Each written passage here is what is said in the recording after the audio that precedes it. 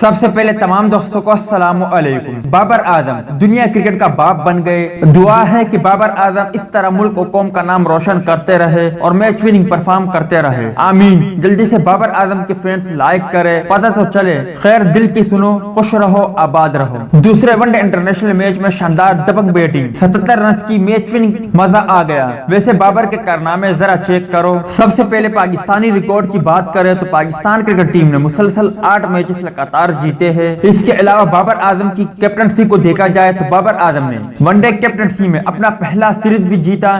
اس کے علاوہ اپنے پہلے 2 ون ڈے اپنی کپتانی میں جیتے۔